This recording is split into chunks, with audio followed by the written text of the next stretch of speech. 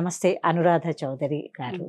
ఒక senior high court అడ్వకేట్గా ఒక 15-16 సంవత్సరాల నుంచి మీరు ప్రాక్టీస్లో ఉన్నారు. ఈ ప్రయాణంలో మీరు చాలామందికి 498A ద్వారా చట్టం ద్వారా మీరు చాలామంది బాధితులకు న్యాయం చేశారు. మీకు అసలు అలాంటి కేసులు ఎలా వస్తున్నాయి?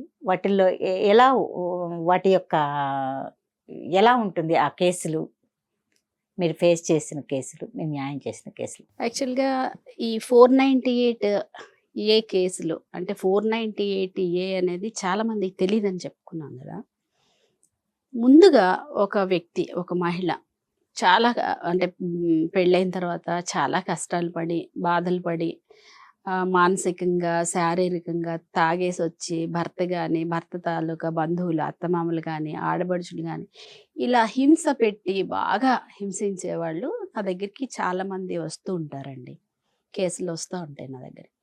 అయితే వాళ్ళు ఫస్ట్ ఏమని వస్తారంటే, అమ్మ మీరు ఇలా చాలా హింసని అనుభవిస్తున్నాము, రోజు భరించలేకపోతున్నాము, మాకు విడాకులు ఇప్పిస్తారా అని అడుగుతారు. అంటే విడాకులు ఇప్పించడం అనేది చాలా ఈజీ థింగ్ నా విషయంలో, కానీ కలపడం అనేది చాలా కష్టమైన విషయం. ఓకే, అలాంటప్పుడు నేనేం చెప్తానంటే వాళ్ళకి, అసలు ఏం జరిగింది, అసలు మీకు ఏదో హింస అనుభవిస్తున్నాను అంటున్నారు కదా, ఎలాంటి హింసను అనుభవిస్తున్నారు అని ఫస్ట్ అడుగుతాను వాళ్ళని. అడిగి అది అసలు ఎలాంటి హింస, మానసికమైనదా లేకపోతే శారీరకమైనదా, అసలు ఎలాంటి హింసను అనుభవిస్తున్నారమ్మా మీరు అని అడుగుతారు. అలా ఒక ఆవిడ నా దగ్గరకు వచ్చారు, ఒక లేడీ. ఆవిడ బ్యాంక్లో ఎంప్లాయీ, పేర్లు చెప్పను కానీ బ్యాంక్ ఎంప్లాయీగా వర్క్ చేస్తున్నారు ఆవిడ. అతను కూడా సాఫ్ట్వేర్ ఇంజనీర్. అయితే ఆమెకు పెళ్ళి 15 ఇయర్స్ అయింది. 15 ఇయర్స్లో పెళ్ళైన నెక్స్ట్ డే అంటే నెక్స్ట్ డే నుంచి ఆవిడ మానసికంగా విపరీతమైన క్షోభకి గురైంది. విపరీతమైన హింస అనుభవించారు ఆవిడ. ఎలాంటి హింస అంటే, ఆయన రావడం, ఈవినింగ్ రావడం, ఈవినింగ్ టైంకి ఈవిడ రావడం, 5 o'clock తర్వాత ఇంటికి చేరుకున్న తర్వాత ఆయన టీ తాగడం, ఇద్దరు కలిసి కూర్చొని టీ తాగడం, టీ తాగిన వెంటనే స్టార్ట్ చేయడం. ఏంటి ఈరోజు ఏం జరిగింది, జనరల్గా మనం మాట్లాడుకుంటాం కదా, కోర్టులో ఎలా జరిగింది, ఆఫీస్లో ఎలా జరిగింది, స్టూడియోలో ఎలా జరిగింది, ఇలా అనుకుంటాం కదా. అలాగే మామూలుగా ఆవిడ చెప్పడం మొదలుపెట్టింది.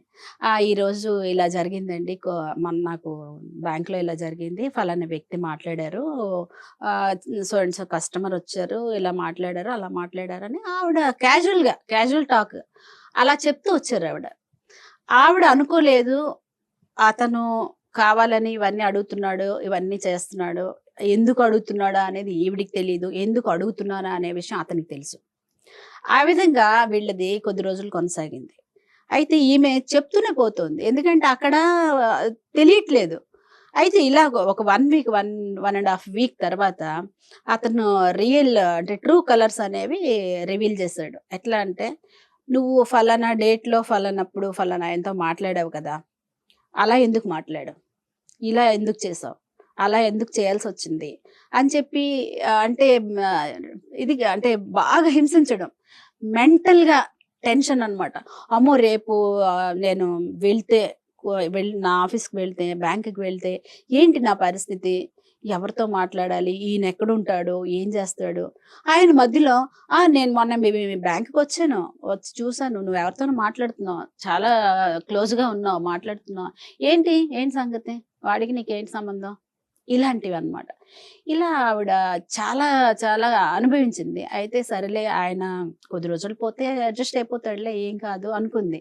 ఎందుకంటే ఈవిడ జీవితం కదా, సహనం అనేది పెట్టింది పేరు కాబట్టి ఆ సహనంతో ఈవిడ చాలా అనుభవించింది, భరించారు పాపం. భరించి ఇంకా అది ఎక్కువైపోయిందండి, చాలా ఎక్కువైపోయింది. పిల్లలు పుట్టాలి అంటే ప్లాన్ చేశారు.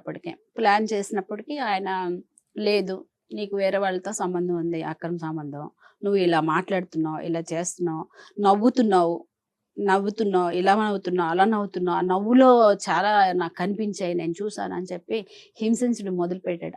That is like mental tension, torture, విపరీతమైన టార్చర్. అలాంటిది ఆవిడ పట్టుకుని నా దగ్గరికి వచ్చారు.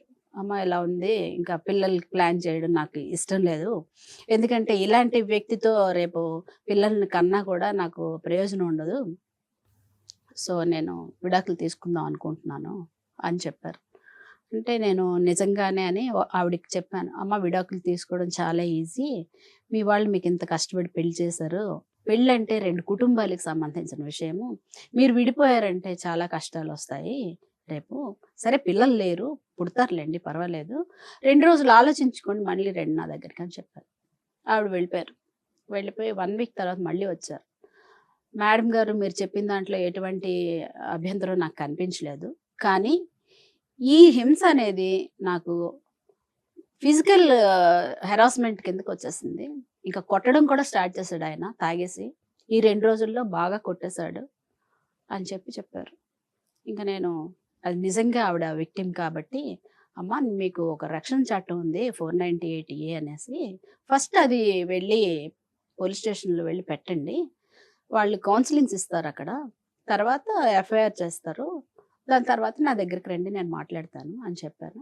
ఆవిడ వెళ్ళడం జరిగింది. విమెన్ పిఎస్కి వెళ్ళారు. వెళ్ళి 498 కంప్లైంట్ ఇచ్చారు. వాళ్ళు దాన్ని ఎఫ్ఐఆర్ వరకు కాకుండా ఫస్ట్ కౌన్సిలింగ్స్ ఇస్తారు పోలీస్ వారు. కౌన్సిలింగ్స్ ఇచ్చి ఆయన్ని కొంచెం దారిలోకి తీసుకొస్తామని అనుకున్నారు వాళ్ళు. బట్ ఆయన ఏం దారిలోకి రాలేదు. ఈమె మీద ఎలిగేషన్స్ చేస్తూనే ఉన్నాడు. ఈమె భరించలేకపోయింది. ఇంకా నాకు ఆ ఎలిగేషన్స్ అవంతా నా వల్ల కాదండి అని చెప్పేసి 498 ఎఫ్ఐఆర్ చేయించారు ఈవిడ. చేయించిన తర్వాత దాన్ని అనుసరించి చాలా వస్తాయి. DP act, domestic violence act and divorce ఇవన్నీ వచ్చేస్తాయి అన్నమాట. అలాగా ఒక కేసు నేను డీల్ చేశాను. నిజంగా విక్టిమ్ ఆవిడ. ఇప్పుడు ఈ ప్రక్రియలో 2 కుటుంబాలకు సంబంధించినది అని మీరు ఏదైతే చెప్తున్నారో, సో ఆ కుటుంబంలో ఉండే పెద్దవాళ్ళని పిలిచి మాట్లాడడం కానీ ఇలాంటివి ఏమైనా జరిగాయా? ఇలాంటి కేసెస్లో ఇలాంటివి చాలా జరుగుతాయండి. పెద్దవాళ్ళకి పిలిచి మాట్లాడడం, ఆ కుటుంబంలో ఉన్న వ్యక్తులు వేరే వాళ్ళ తాలూకా ఇంకా పెద్దవాళ్ళు ఉంటారు కదా, వాళ్ళని కూడా కూర్చుని పెట్టి మాట్లాడడం, ఇవన్నీ జరుగుతూ ఉంటాయి. కానీ ఇందులో ఒక మనిషి అంటే ఏదైనా ఇప్పుడు తీసుకుందాం, ఒక మనిషిని ఇంకొక మనిషిని హింసించాలి అనే వ్యూ ఉన్నప్పుడు దాన్ని అసలు ఎవరు మార్చలేరండి. ఏ వ్యవస్థ కూడా మార్చలేదు. ఈ మనిషి నాకు ఇష్టం లేదు, ఎలాగైనా ఈ మనిషిని మనం హింసించాలి అనుకునే ఇంటెన్షన్ ఎవరికైతే ఉంటుందో గ్యారంటీగా దానికి ఇంకెవరు ఇంకా మార్చలేరు. అంటే అటు సైడ్ అత్తమామలు కానీ ఆడపడుచులు కానీ ఈ యాక్ట్లో 498 ఏదైతే డొమెస్టిక్ వైలెన్స్లో ఒక స్త్రీ ఓన్లీ భర్త నుంచి మాత్రమే హరాస్మెంట్ ఎదుర్కొంటే అది మాత్రమే మీరు పరిగణనలోకి తీసుకుంటారా, లేకపోతే ఆవిడకి న్యాయం చేయడానికి మిగతా పరిస్థితులను కూడా పరిగణలోకి తీసుకుంటారా? అంటే ఆవిడ ఇచ్చే కంప్లైంట్ బట్టి పరిగణలోకి తీసుకోవడం జరుగుతుంది. అసలు కంప్లైంట్ ఇవ్వడం కూడా మీ డైరెక్షన్ లోనే కదా, పలానా మీరు వెళ్ళి చేయండి. మా డైరెక్షన్ ఏం ఉండదండి, ఏం ఉండదు. కాకపోతే డైరెక్షన్ కాదు, ఇది అవేర్నెస్, ఒక సూచన. అంటే వెళ్ళండి, మీరు చెప్పండి పోలీస్ వారికి, వారు మీకు సహాయం చేస్తారు అని చెప్తామే. కానీ అంటే కేసు రాగానే ఒక వ్యక్తి నా దగ్గరికి రాగానే ఒక మహిళ సరే అమ్మా నువ్వు వెళ్ళి 498A పెట్టేసేయాల్సి నేను కాదు, ఏ అడ్వకేట్ కూడా అలా చెప్పరండి.